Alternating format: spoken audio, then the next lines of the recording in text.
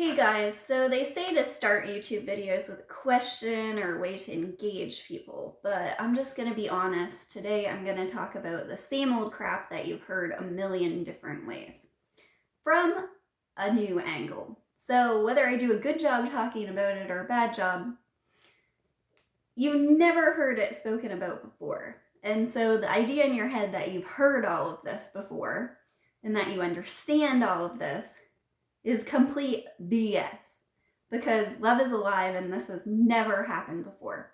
You're not a spiritual person. You've never heard or read anything about spirituality before. You've never meditated. You've never watched a single YouTube clip. You've never watched a screen before.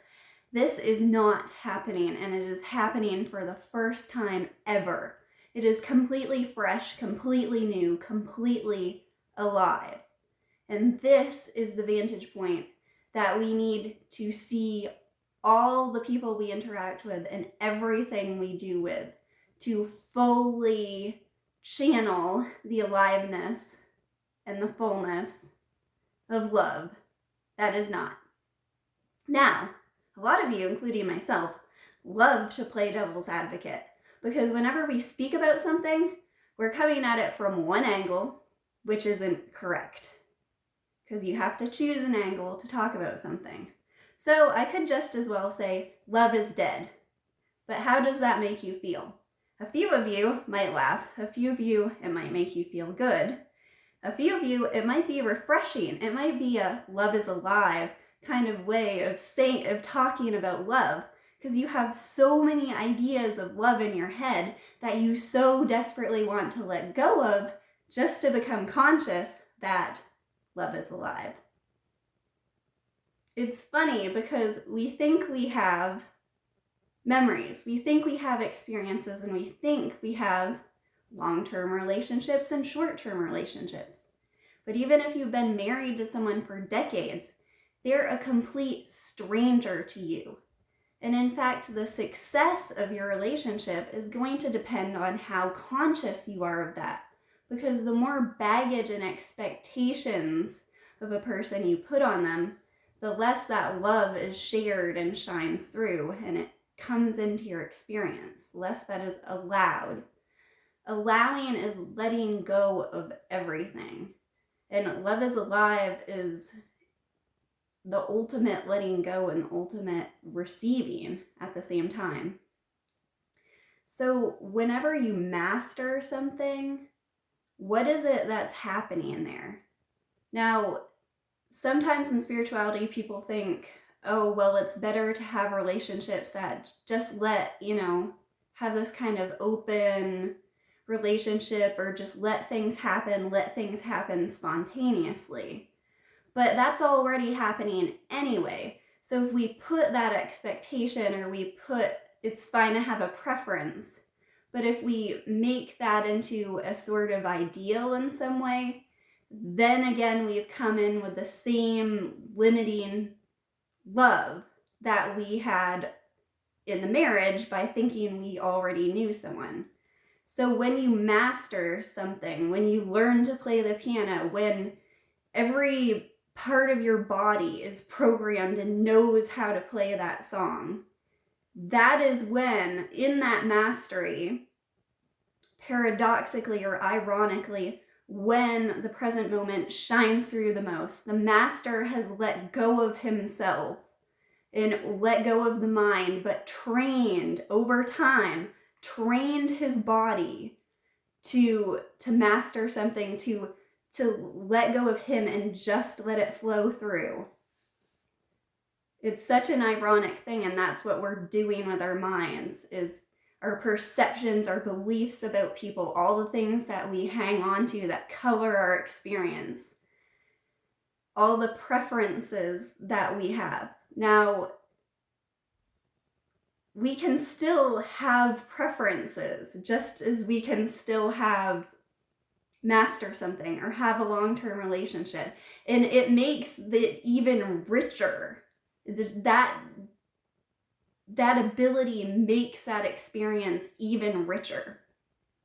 If you come at it from the angle of an illness, so We have ideas about the illness. We have ideas about the sensations that the illness cause, but you have never experienced that sensation before. You can try this out. Touch your hands together and feel that.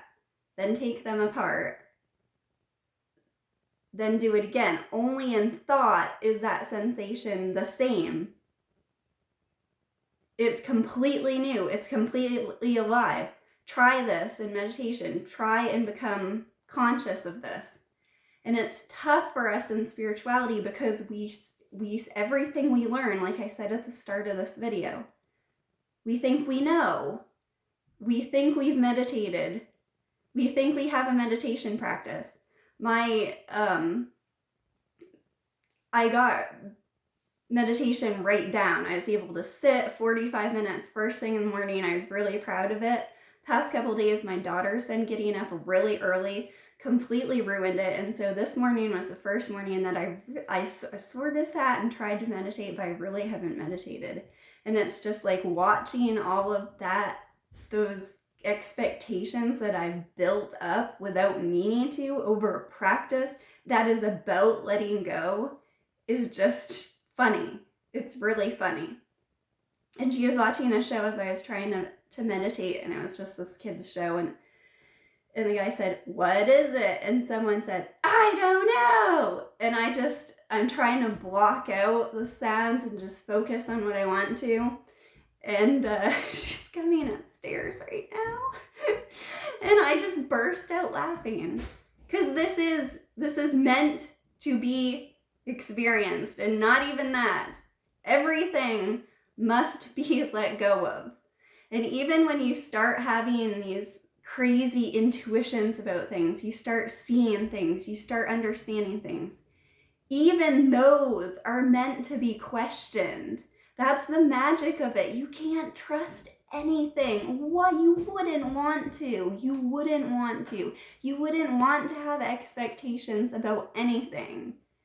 It's hard for me to understand right now that I wouldn't want to have expectations of being able to film a video for 10 minutes without having someone come upstairs and try to come in the room.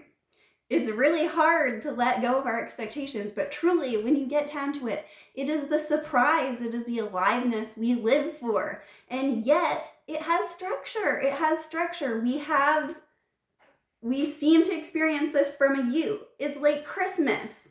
You don't want to know what's under the tree. That's why all the wrapping paper. That's why all the waste. You don't want to know what's under the tree, but you do want to know that Christmas is coming.